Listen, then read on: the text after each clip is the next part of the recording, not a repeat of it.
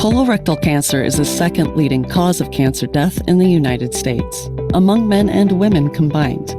Colorectal cancer screening can save lives, but only if people get tested. The goal of the 80% in Every Community campaign is to reach 80% and higher screening rates in communities across the nation. This is what 80% in Every Community means to our members and partners. The goal is to try to have 80% of Americans screened for colorectal cancer. 80% in every community means lives saved. It's knowing that patients will be around to spend time with their grandchildren, to spend time with their loved ones. To me, that's the most important thing. For me, 80% in every community means breaking down all the barriers to access for colorectal cancer screening. 80% in every community means to me serving those who are underserved, under-resourced, and underfunded. 80% in every community means working hard and passionately to try to help uninsured people get screened, giving everyone the chance to have their colon cancer detected early or prevented. 80% in every community means to me that, again, there's one less cancer diagnosis that I'm going to give that day to a patient. It's one less life that is forever changed by a preventable cancer. It's preventable, it's treatable, it's beatable. It means the fact that the people I love and care about get to live longer, and I get to see them live a long life. 80% in every community means that we do the right thing for every person, every single time. To get to 80% in every community, we need to offer a diverse group of options for screening. I'm really excited to see how industry, all of our cross-functional partners come together to really put that message out there. So essential for groups like the National Colorectal Cancer Roundtable to offer inspiration and a reason for the GI community to do their best work to help screen and prevent for colorectal cancer. 80% in every community means that we're going to reach a goal of at least 80% screening across all populations. It's a goal that's achievable, it's a goal that can help save lives, and it's a goal that I think collectively as a community we can all work together.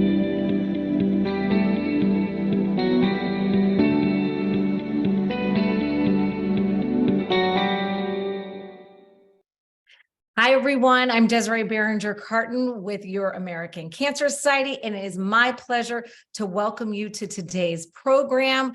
It's March, and you know what that means. We are here to celebrate National Colorectal Cancer Awareness Month and to recognize all the great work that is being done with 80% in every community campaign, which aims to reaching colorectal cancer screening rates of 80% in communities across the nation. We know we have so many people joining from all across the country, so we are very excited. We have a very special program lined up for you today with special guests joining us. But before we get started, we are recording today's webcast, and the replay will be available.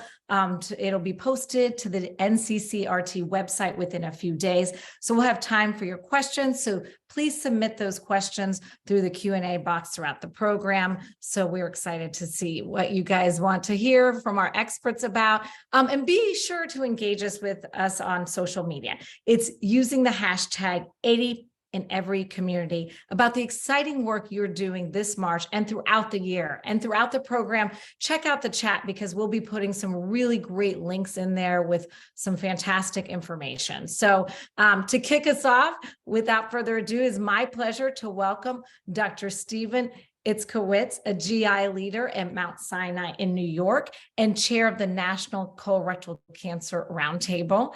We're very excited to also have Dr. Lisa Richardson. She's director of CDC's Division of Cancer Prevention and Control.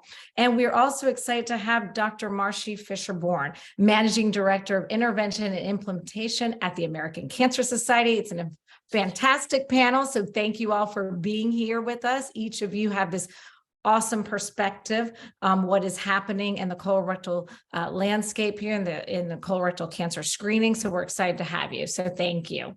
And it is my pleasure now to start with Steve. Thanks so much for being here for the 8th broadcast. Can you believe this?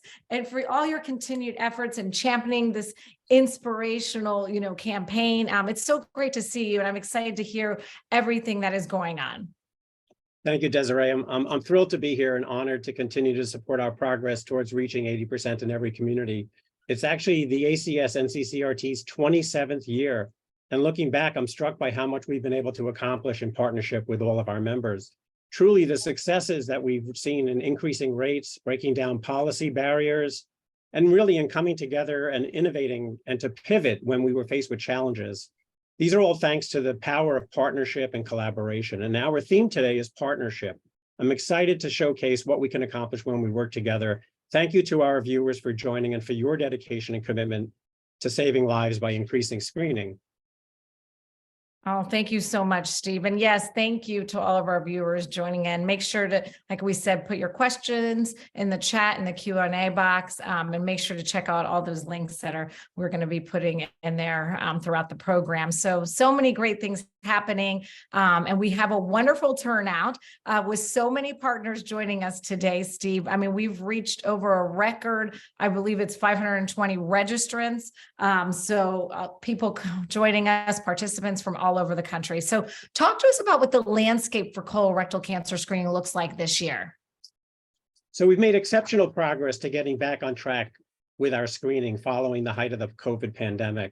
In the national screening rate measures that we track, we're seeing that rates are beginning to rebound in the federally qualified health centers that serve nearly 29 million people in largely medically underserved communities. At the national level, new data is affirming that colorectal cancer screening didn't take as big of a hit as some other cancers did in 2020 and 2021, thanks to an uptick in the use of home-based screening tests. But we still have a lot of work to do to reach 80% and higher. As we've learned from the American Cancer Society CRC Facts and Figures report that came out earlier this month, screening among adults ages 45 to 49 is at just 20%. And we're still seeing lower screening rates in adults without insurance, lower incomes, lower levels of education amongst Asian Americans, American Indians, and Native Alaskan communities, and among Hispanic adults. And we know that Black and African American communities experience disproportionately higher incidence and mortality rates, with colorectal cancer death rates almost 40% higher amongst Blacks than white individuals. Additionally, we're learning more about the concerning trends in colorectal cancer and late-stage disease, which we'll hear more about from Rebecca Siegel later in the program. But we're in a stronger position as ever to take on these challenges and to address the present disparities in screening rates. Our members and partners are engaged as ever in the work. We had a record attendance at our annual meeting in 2022, and we just surpassed 200 member organizations. I mean, that's incredible, 200 member organizations. So kudos to everyone involved and the team, for all the hard work, all these partnerships coming together to making sure everyone gets screened. So lots of exciting things. I want to remind our viewers to send in our questions, send us questions in the Q&A box. Plus, make sure you check out the chat with the various links, such as the American Cancer Society Colorectal Cancer Figures report, Facts and Figures report. Also a link to a New York Times article where Dr. Itzkowitz was quoted. And you can learn more about the NCCRT membership. So a lot of great things. So Steve, with so many opportunities, what does NCCRT focus on for this coming year? So you guys have a lot going on. So in 2023, our priority areas include mobilizing national and community level efforts that will lead to health equity in colorectal cancer screening, support for on-time screening as soon as eligible, and continued participation per screening recommendations, and to promote timely colonoscopy follow-up to a positive, meaning an abnormal non-colonoscopy test. Clearly, these are very broad-reaching goals, and it'll take working together to reach them. But I'm optimistic that by working together, our members and our partners united in the mission can make a difference. Absolutely. I agree with you. We can make a difference together, right, with partnerships. So thanks, Steve. I know you're going to stick around because we have questions. But again, be sure to check out the chat to find a link to another great information resource. It's the Comprehensive Strategic Plan. So it's that guide all of our members and partners work to reach 80% in every community. So now it is my pleasure to welcome Dr. Lisa Richardson from the CDC's Division of Cancer Prevention and Cancer Screening there for joining us. Thanks so much for joining us. How are you? I'm doing great. Thanks for having me.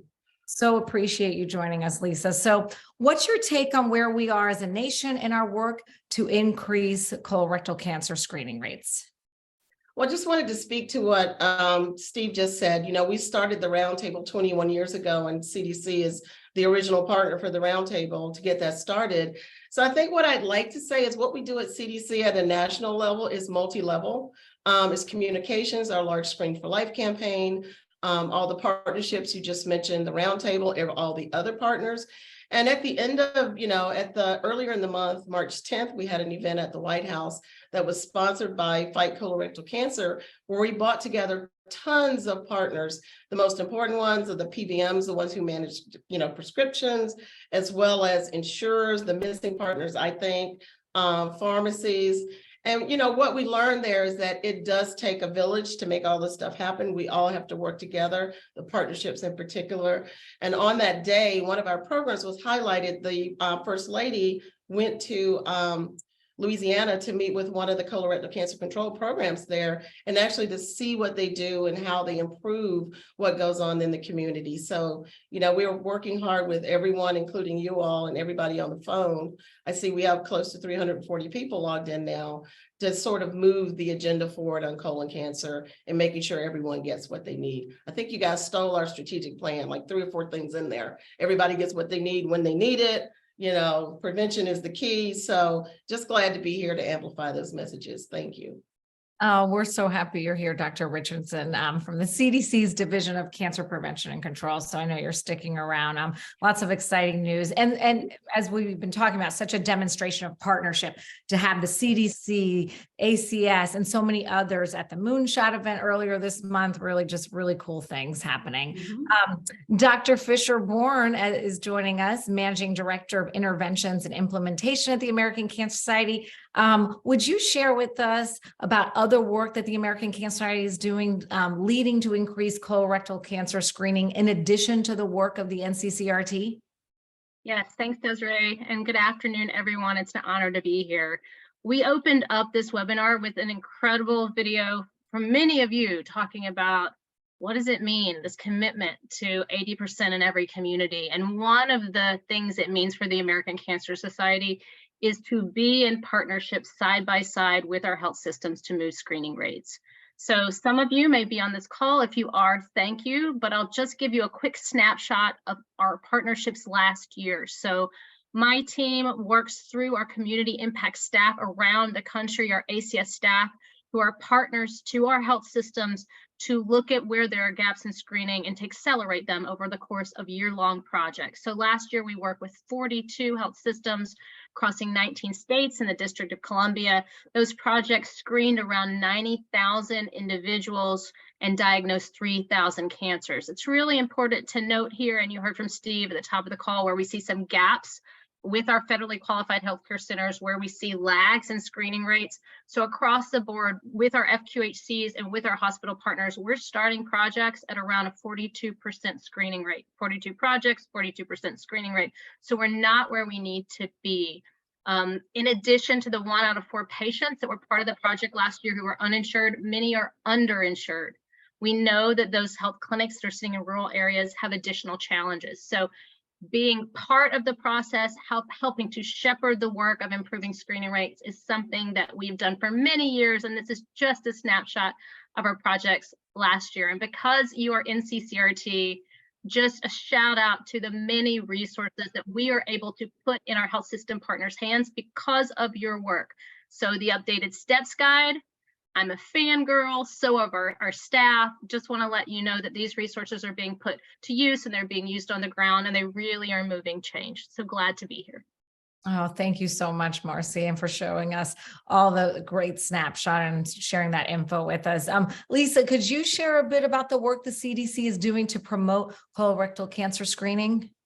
Yeah, so I think what I have to add now, and thanks, Marcy, for that, highlighting that, where people go to get their care is where our colorectal cancer control program is mainly being implemented, federally qualified health centers, about 75%. And so what that program does, it really takes like things that we know from research and implements them on the ground and in the community to prove that they actually work. For example, one of the things you guys know, a lot of people know on the phone, is that having someone in your clinic who is committed to colon cancer screening usually makes it work better and more people get screened. And what we showed in our evaluation of our program is that is exactly right. It's a community guide recommended intervention. We did it on the ground in the real world, in real life, and that's what we showed with our results that we found from our evaluation. And we continue to do that with the work that we do. The other thing that we do at CDC, I think that is, one of the largest benefits, screening people is very important, but how do we provide tools to people to know how to do it better, how to do it to the point that I think Steve said this about being on time. One of the, talking points of the roundtable is screening is not a process. Screening is not a test, it's a process, right? So we all need to get what we need. And that's what we work for in the field. And that's what all of us on the phone here work for, on the Zoom call. It's become my phone now, but but anyway, just again, everyone getting in and doing their part, where they fit in, those types of things, and not duplicating each other's effort. And I think that the roundtable does a fantastic job of that, pulling us all together for us to do our unique roles in making sure people get screened for colon cancer. Couldn't agree with you more. Thank you, Lisa. And folks, make sure to check out the chat. We've got some great links in there. I know they're going to be posting the CDC's colorectal cancer control program, a link to that as well. Marcy, is there anything else you'd like to share with us about the challenges and the opportunities you see for increasing screening in partnership with health systems this year? So one surprise looking back at our 2022 project sites were, even though we saw, Steve spoke about recovery, that we're seeing recovery. Overall, the entire 42 projects, we saw about a 7% increase. That was great. That's what we hope to see. Digging down a little bit deeper into the data, 1 out of 4 of our systems actually had negative rate change.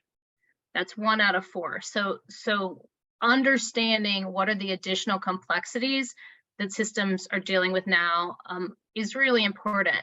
We are still hearing these as major issues: staffing shortages, staffing cuts, staff retention, challenges to Lisa's point around the provider champion, challenges having providers see the incentive to continue to prioritize preventative care and being incentivized around preventative care, as well as being able to champion that work. Challenges with EHR. So there's a question in the chat around innovative ways to reach patients of color, knowing who the patients are that need the reminder, need the prompt. So along the way, there are pieces that are really still ongoing challenges. Even if nationally we are seeing progress, it's still true that when we dig down a little bit, at least with the partners that we're helping to support, that they're still struggling to increase rate change. I think if you could see us all, we're all nodding our head. Yes, yes, yes. We have to, do better. We've come a long way, but we're working and dealing with all those challenges. So thank you for that. And thank you to all of our panelists. Fantastic information and insight as always. Our guests are sticking around for questions. But before we move on to our next panel, one of our favorite things in March is seeing all the energy and excitement around the country, all that blue everywhere, seeing what everyone is doing. So be sure to share everything about your work. We want to see it. Make sure to use the hashtag 80 in every community. And we always learn so much from all of you. So that's why we can't wait to see all the wonderful work you are doing. So thank you. On the theme of partnerships, we want to share with you a video clip that really demonstrates the incredible things that can happen when partners come together in the fight against colorectal cancer. We'll also hear from a few powerful testimonials from colon and rectal cancer survivors and advocates. Let's take a look.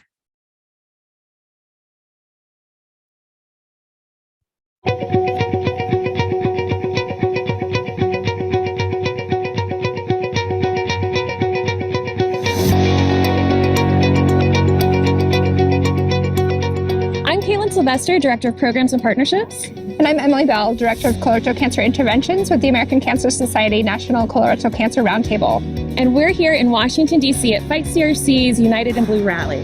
The ACS NCCRT is dedicated to saving lives from colorectal cancer, and one way we're doing that is by working with our incredible partners in the field and raising the voices of those who have dedicated their life to reduce the burden from this terrible disease. I'm Dr. Steven Itzkowitz. I'm the chair of the American Cancer Society National Colorectal Cancer Roundtable. So our motto at the NCCRT is 80% in every community. That means we want to get 80% of eligible people screened in every community in the United States. We want more and more people to be aware that they need to get screened even if they have no symptoms. We need more of the healthcare providers and physicians to really listen to patients, listen to the symptoms, and really get people in for screening. We have the ability to do it, we just have to do it. My name is Ela Flores, and I am a cancer survivor, stage 3. We have to create awareness about colorectal cancer. This is no longer a disease where older people are being affected, all ages are being affected. Colon cancer does not discriminate. Unfortunately for myself, I did not have a symptom. I didn't have any family history. This was completely out of left field. I didn't feel that there was an urgency for me to get screened. Boy, was I wrong. Boy, did I find out the hard way. And I'm not alone, unfortunately. There are many that are going to encounter this disease, but it is very preventable. I am Keisha Johnson, and I am a stage 4 colorectal cancer survivor.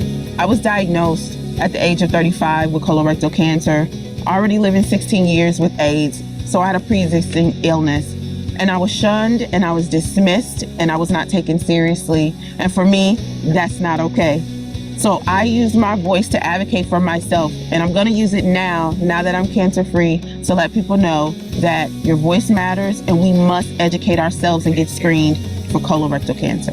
It's important for us to be educated when it comes to colorectal cancer below the age of 45. My name is Michael Holtz. I am a stage 3B rectal cancer survivor of 11 years. I want to share my story with other patients, other survivors, lawmakers in particular, to get them to change policies that impact colorectal cancer diagnosis, treatment, early detection, and screening. It's important for us all to work together because together our voices are stronger. With a stronger voice, we can literally make more noise and get more attention when we're focused together on bringing colorectal cancer to an end. When I was diagnosed in March of 2017, I was only 46 years old. And at the time, the screening age was 50. So I wasn't even old enough to be screened for colon cancer. I had minimal symptoms. I was just tired a lot. And I was fortunate enough to have a medical team that listened to my concerns and helped me to go in the right directions.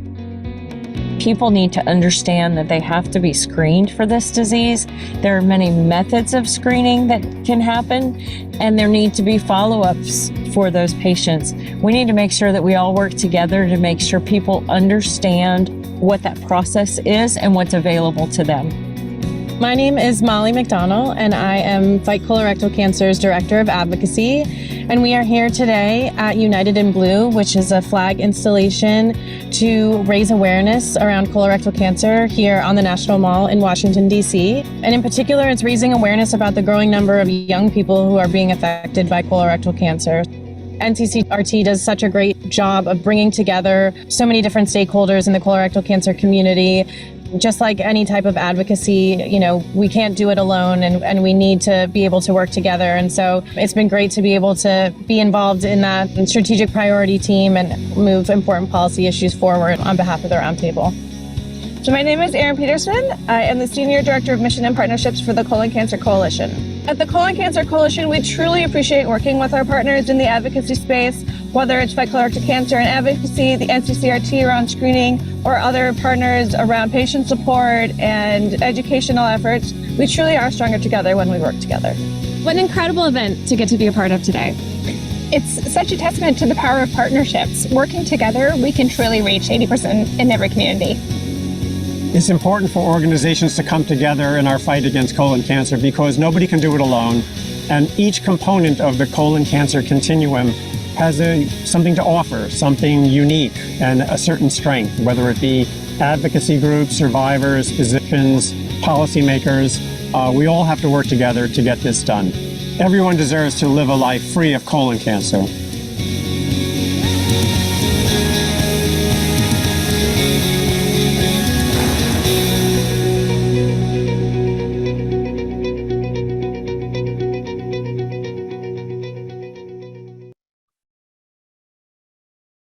That was incredible. Congratulations and thank you so much to Fight CRC for such a powerful and impactful and beautiful event. The blue flags and those visuals are really inspiring and very impactful. So thank you for that. And what an incredible video. And thank you to our survivors for sharing their stories. When survivors share their stories, it truly grounds in our work. So thank you so much for sharing your journey with us. We're going to shift gears to learn about the latest data on colorectal cancer screening incidence and mortality. It is my pleasure to welcome Rebecca Siegel, Senior Scientific Director, Surveillance Research with the American Cancer Society. Rebecca is known for her groundbreaking research on trends in early age onset colorectal cancer, and in 2018 became the inaugural recipient of the National Colorectal Award for Distinguished Research. Rebecca, thank you so much for taking time to be with us today. I mean, we are so honored to have you. Could you share some of the recent findings from the American Cancer Society's recently released Colorectal Cancer Facts and Figures report?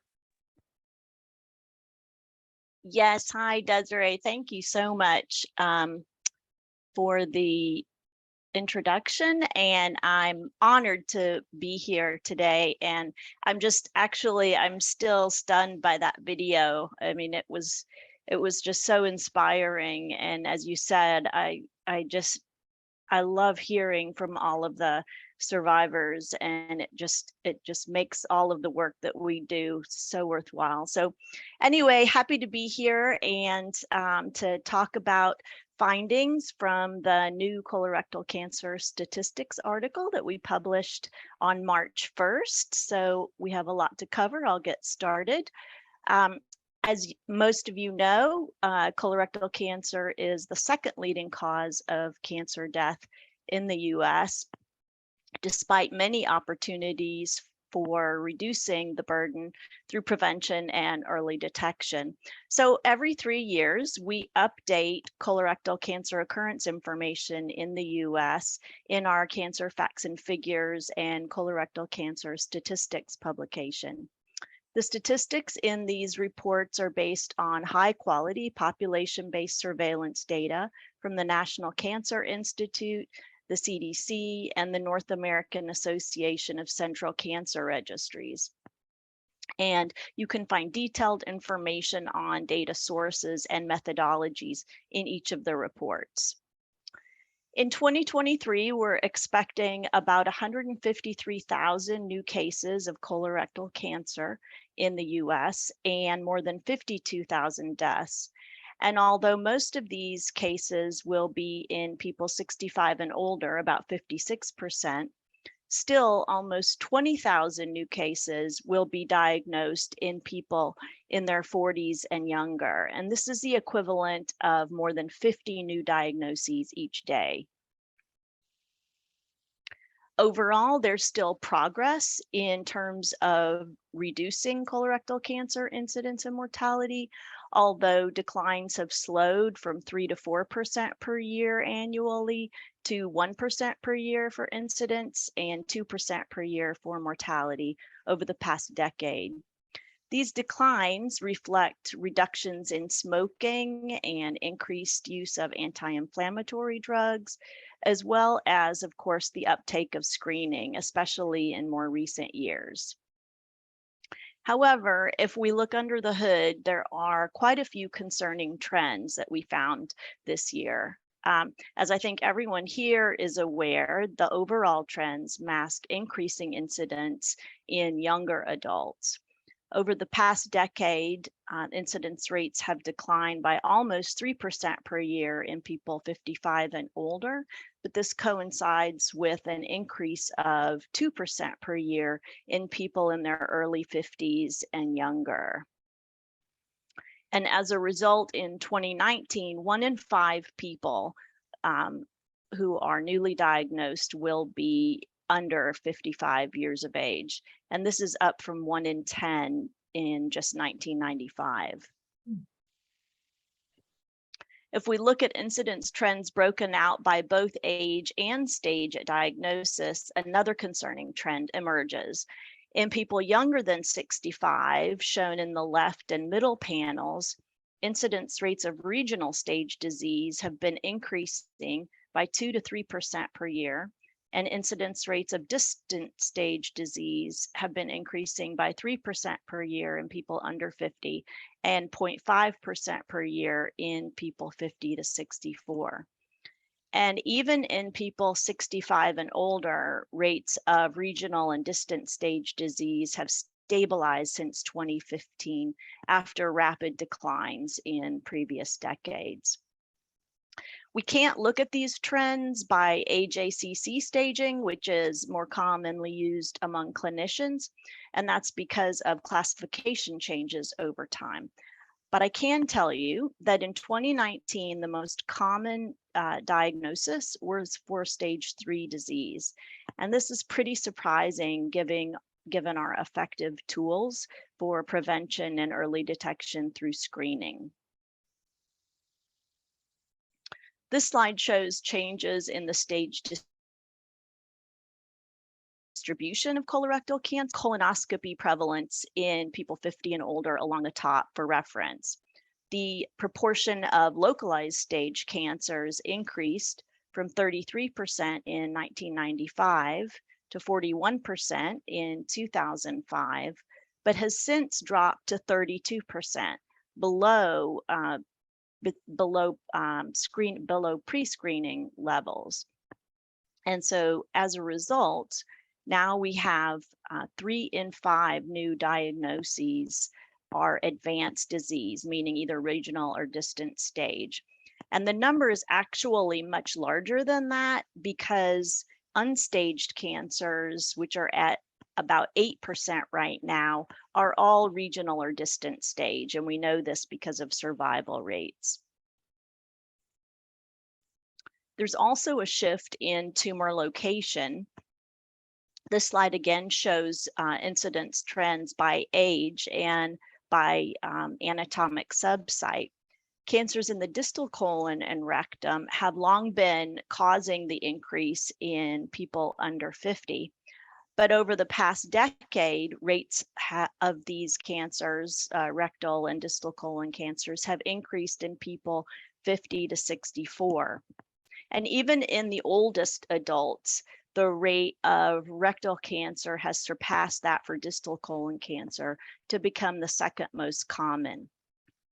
So consequently, there were 27% of rectal cancers diagnosed in 1995 of all colorectal cancers.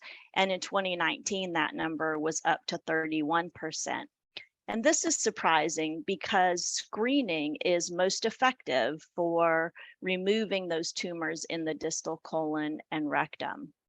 So I just wanted to point out also that both of these shifts that I've shown in terms of tumor subsite and stage at diagnosis that are happening in the 50 to 64 year age group are because people who were born since the 1950s have elevated risk, and those folks are aging into these older age groups. And now I'm going to turn from incidence trends to disparities and talk about some very concerning trends or concerning incidence and mortality rates that we found continuing in different racial and ethnic groups. The highest rates are by far in Native Alaskans, who have colorectal cancer mortality rates 4 times higher than those in whites. The second and third highest rates are in Native Americans outside Alaska and Black people, who have mortality rates 30% to 40% higher than those in whites. Reasons for the very high rates in Native Alaskans are unknown for certain, but are thought to be related to differences in the prevalence of risk factors, like a diet high in salted meats and smoked meats, and lower in fresh fruits and vegetables, and vitamin D deficiency, and other prevalence of risk factors that increase risk. Although, of course, the prevalence and quality of screening is also a factor. Because of the high burden in Alaska Natives, the Alaska Tribal Health System has prioritized endoscopy and more recently DNA stool testing. And as a result, colorectal cancer screening in Alaska is the highest of any IHS area, 59% in 2017, compared to prevalence almost half that in some of the facilities in the West. But nevertheless, Native Americans on the whole have among the lowest screening rates when racial and ethnic groups are compared, 52% compared to 59% up to date in the US overall. Prevalence is also quite low among Hispanic and Asian Americans, despite their lower incidence and mortality because of a lower prevalence of risk factors. Similarly, state screening prevalence is lowest in the West, where incidence and mortality rates tend to be low. Screening prevalence in 2020 ranged from 53% in California to 70% in Massachusetts and DC. The lowest screening rates, and this has been mentioned earlier in the webinar, are among people who are uninsured and new immigrants. And up-to-date prevalence is also less than 50% among people with low income and low education. The interesting thing here is that despite the very low up-to-date screening prevalence in these groups, many have higher rates of stool testing than the overall population. And I think this highlights the importance of offering this convenient, low-cost option. Screening has always been low in people 50 to 54, and now we have the additional challenge of trying to get people 45 to 49 screened. And remember, both of these age groups are experiencing increasing incidence and mortality. This slide shows a comparison of screening in 2019 versus 2021 to look at progress. And on the left is overall prevalence for a reference. In people 45 to 49, as Steve mentioned, screening rates are only at 20%, and this is almost exclusively because of colonoscopy use. In people 50 to 54, screening is up to 50%, which is better than it has been, but far from our target 80%. One thing that is exciting, though, about these data is the big increase in stool testing in the 50 to 54 age group. And this may reflect the broader increase in stool testing that's been reported during the pandemic. Many of you may be familiar with Stacy Fedowa's paper that was based on BRFSS data and showed the increase in stool testing in 2020 compensated for the big drop in colonoscopy to keep colorectal cancer screening stable during the height of the pandemic. And Jessica Starr in our department just recently published a paper in JCO last month that showed the same pattern based on national health interview data. This figure is from the paper, and it shows the number of age-eligible people who reported past year screening in 2019 versus 2021 for breast, cervical, prostate, and colorectal cancers. And you can see a sizable drop for all of these except colorectal cancer, because of the big increase in stool testing. And this was due to the largest increases in people of color and low socioeconomic status. So again, highlighting the opportunity here to emphasize these tests as an option. In summary, the landscape of colorectal cancer is changing rapidly with much younger patients, more advanced disease, and more tumors in the left colon and rectum, alongside stark disparities, including 4 times higher mortality rates among Alaska Natives compared to whites. But the thing is, there's a lot of opportunity now to reduce the burden.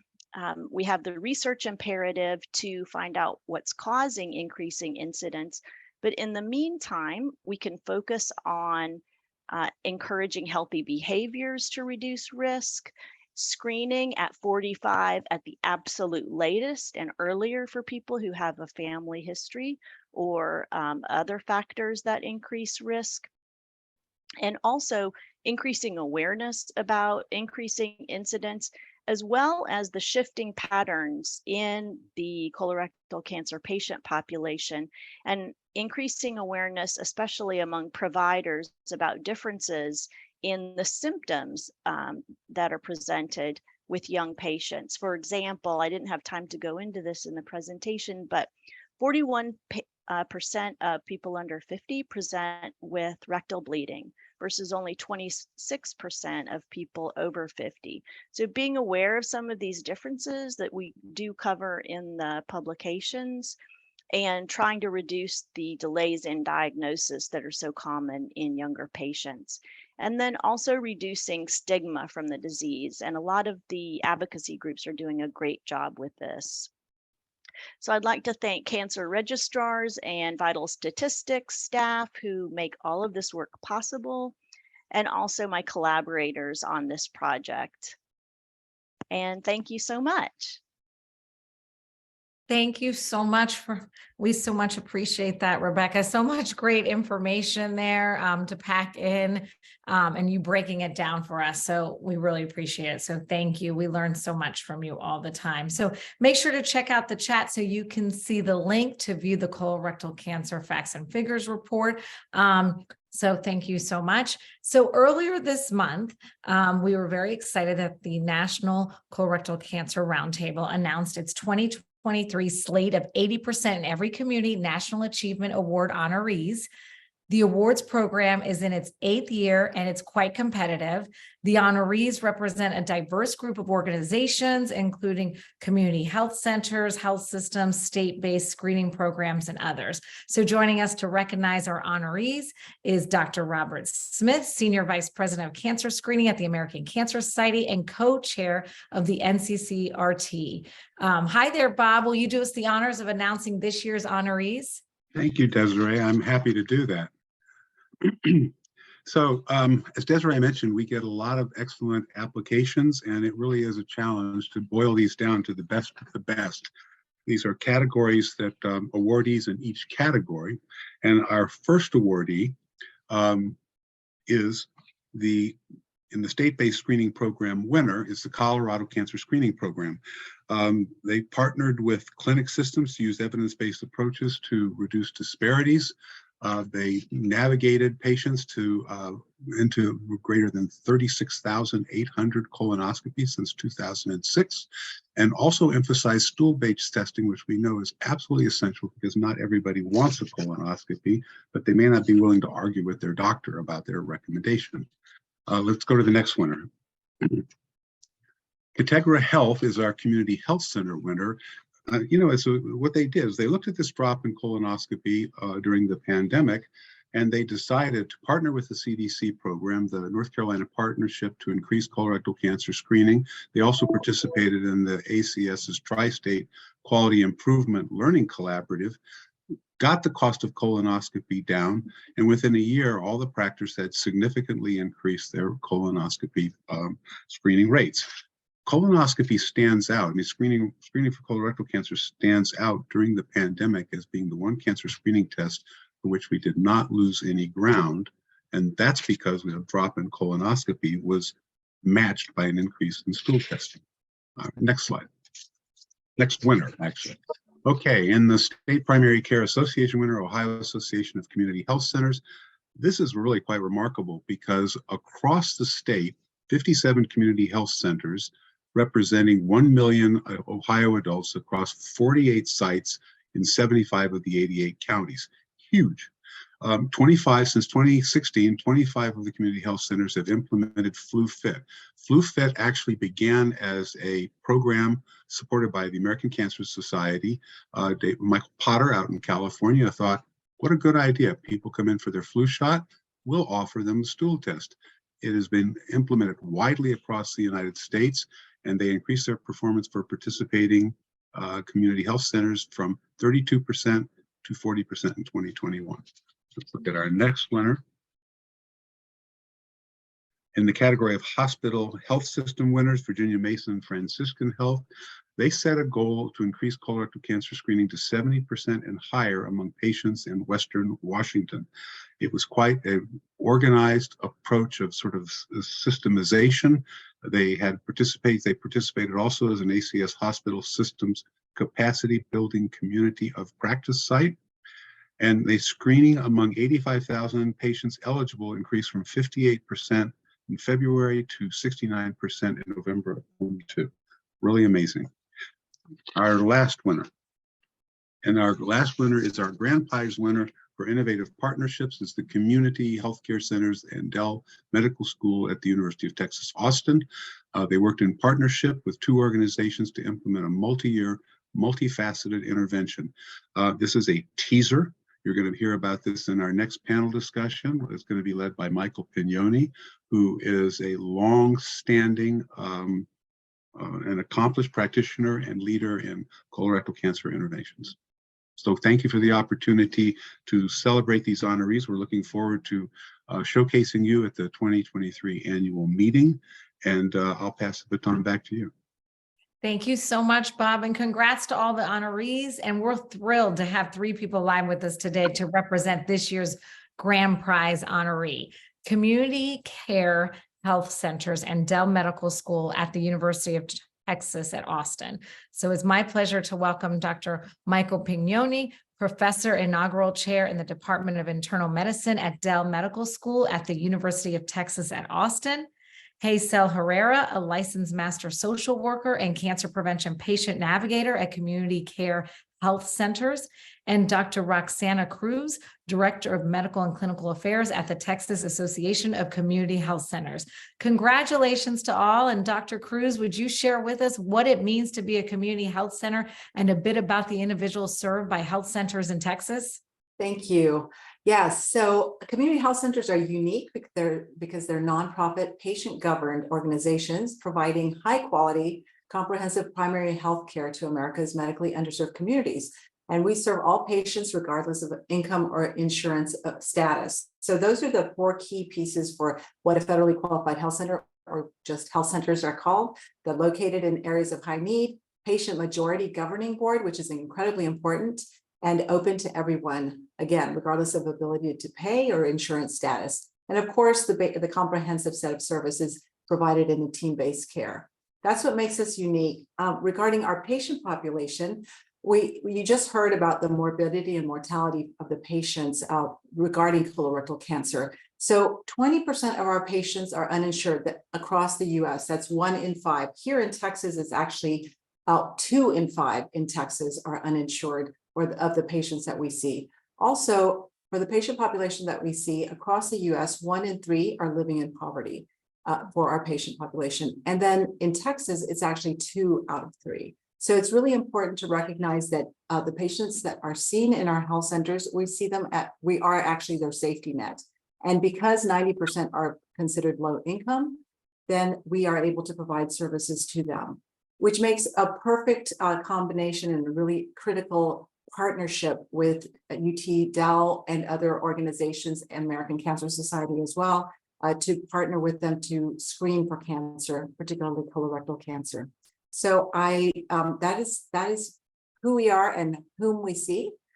I'm happy to entertain any questions at the end. Thank you, Dr. Cruz. Hey, Sel, can you tell us a bit about the community your health center serves and why you decided to place a focus on colorectal cancer screening? Thank you, Desiree. Good afternoon, everyone. So our health center is the largest safety net provider of primary care here in Travis County. We served nearly 130,000 patients last year, which is a record number. Recent demographics show about 70% identify as Latino, and about 40% of our patients are best served in a language other than English. So I work a lot with patients who speak Spanish. I've also worked with Arabic, Vietnamese speaking patients, for example. So nearly 70% of our adult population is uninsured, and little less than 80% overall were below the poverty line. So as you can imagine, various barriers can make it difficult to access preventative health care. Prevention and health equity is very important to me because, quite frankly, I grew up facing those same disparities as our patient population, and I want to be a part of these solutions. And I've learned that colon cancer is among the most preventable and treatable cancers, yet access to such prevention is not equally accessible. So this is why I really care about programs like ours, because it works to fight those disparities and improve access, as well as improve health equity overall. And at the start of our program, less than 20% of our patient population was up to date with colorectal cancer screening. And I'm proud to say that with our efforts, we have now more than doubled that screening rate. That's incredible. Thank you, Haysel. Dr. Pignoni, can you share with us a bit about how Dell Medical School decided to partner with community care and some of the strategies you implemented to increase screening? Absolutely. Thanks for the opportunity to talk about our work. As a new medical school being started about 7 years ago that was built upon the promise of partnerships, it was really natural and important for us to collaborate with entities like community care as we sought to provide the highest quality and most equitable care to people in Travis County. As Haysel mentioned, in 2017, the screening rate in the community care system was under 20%. So we worked together with our CUC partners, including the Chief Medical Officer, Dr. Nick Yagoda, to develop a multifaceted intervention. We featured mailed stool-based testing because it overcame many of the barriers that our patients faced.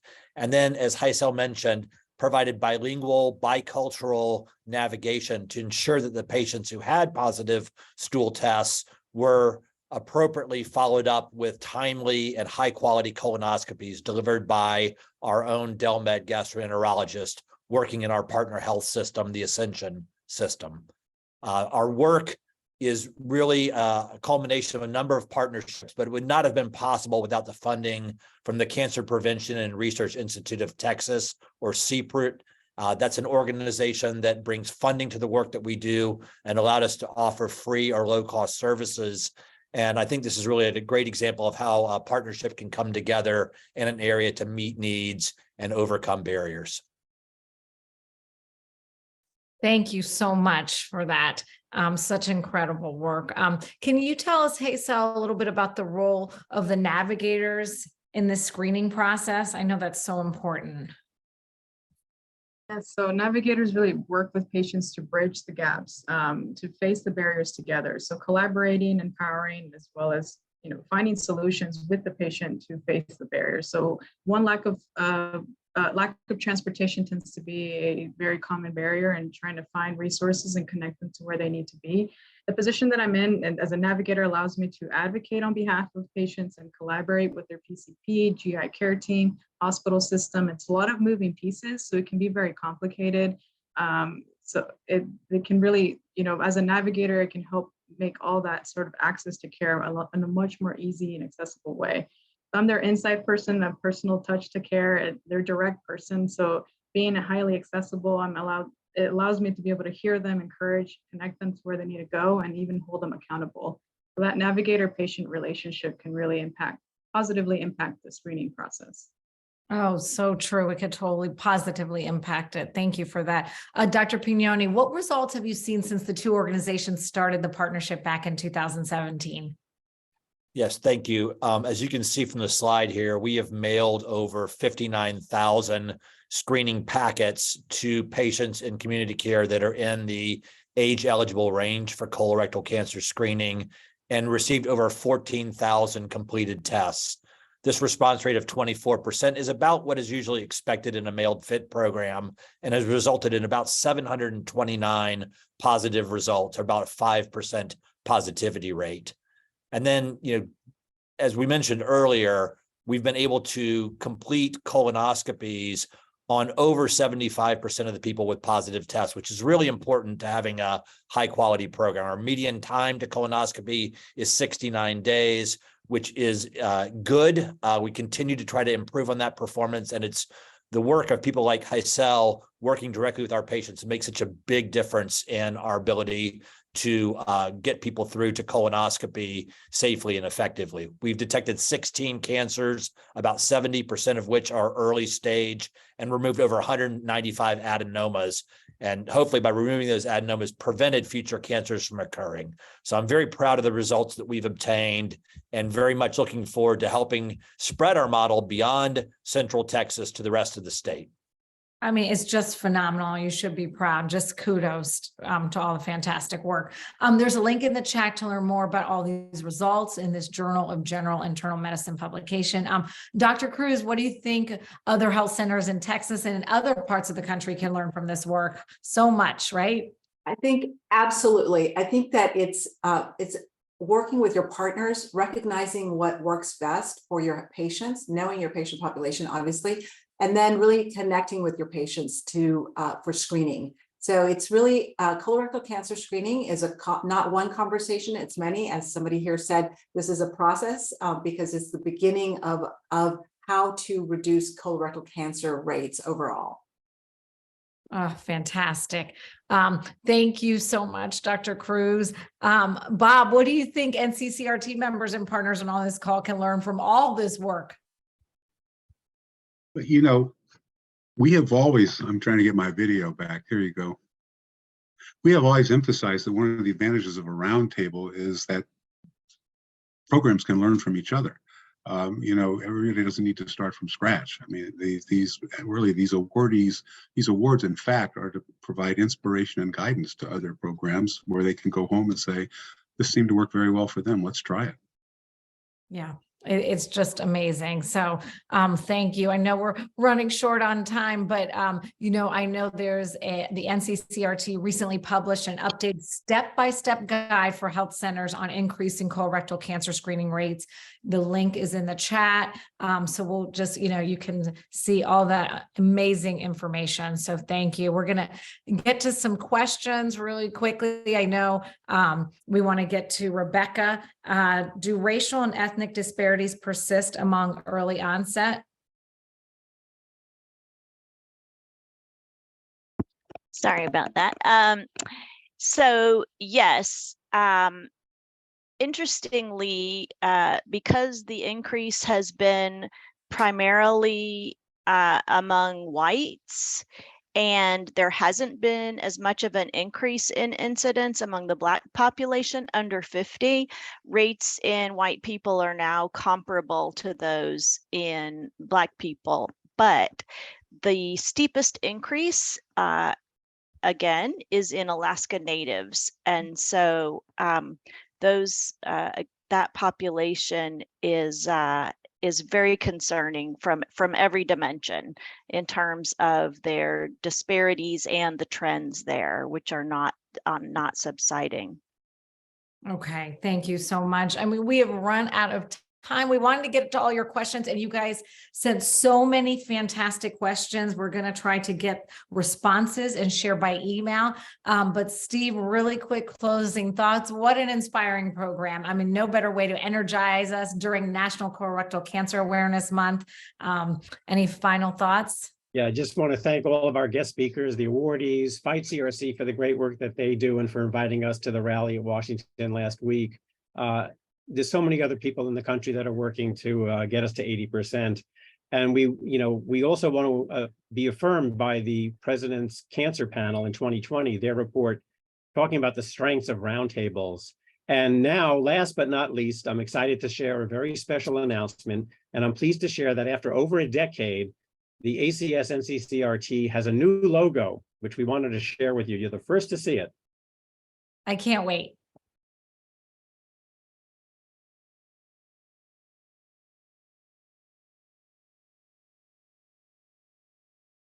I love it. You can see. Oh, I love it. It That's looks great. Yeah, thanks for logo. that. That was a nice surprise, Steve. So you saw it here first. We're really excited for all the work that we're doing together. The fresh face now for the NCCRT. Thank you, everybody, for joining us. Thank you, Desiree, for moderating. You always do such a superb job.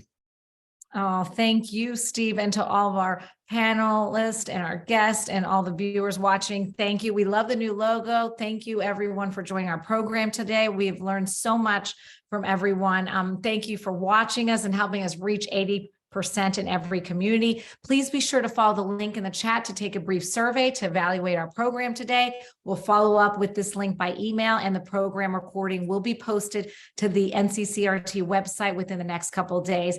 And make sure to engage with your ACS NCCRT by following us on social media, and follow the links on the screen or in the chat to sign up for the newsletter and learn more about membership.